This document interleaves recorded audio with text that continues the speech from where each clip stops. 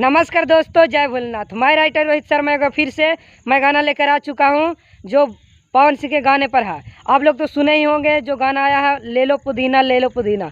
उस पर मैं बोल बम सॉन्ग बहुत ही ज़बरदस्त और मस्त लिखा हूं। इसलिए आप मेरे चैनल पर नए हैं तो चैनल को सब्सक्राइब कर लीजिए इसी तरह गाना सुनने के लिए।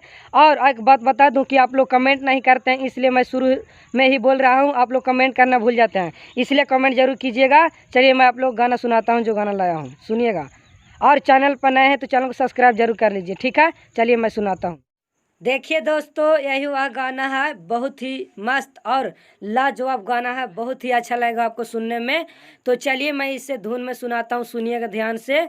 तो चलिए बिना टाइम वेस्ट के आपको सुनाता हूँ गाना, या सुनिएगा। देखिए क्या हो, आइल बानी देव घर नगरिया, लेवे खाती आई जकवरिया, बेचे हम गांजा आईनी, टिपा टिपा बरसे पनिया, एक बार तू लेके देखा आई बहुत मजा, लेला तू गांजा, लेला तू गांजा, लेला तू गांजा, लेला तू गांजा, लेला तू गांजा, लेला तू गांजा बहुत आई हो मजा, लेला तू गांजा बहुत आई हो मजा।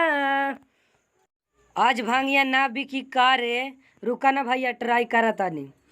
लेला तू लेला भांगिया, पियस जावन भोला हो, लेला तू लेला भांगिया, पियस जावन भोला हो, के करा के चाही भांगिया, जल्दी से बोला हो, के करा के चाही भांगिया, जल्दी से बोला हो। रुक, तोरा से कुछ ना होई। कहता नी भोले बाबा झट से कराई दी भांगिया के हमारा बिकारिया ए राम, बिक जब बजाई हमर गंजावा के झोलावा त करब हम तोहरे शुक्रिया ए राम। रुका भाई, आवा तनी।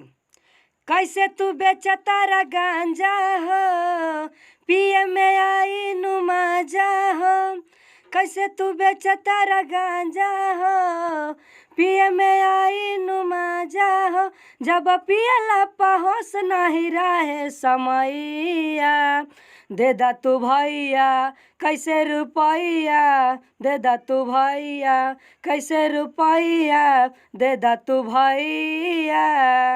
ठीक बा भाई, दे दा गांजा, ठीक बा।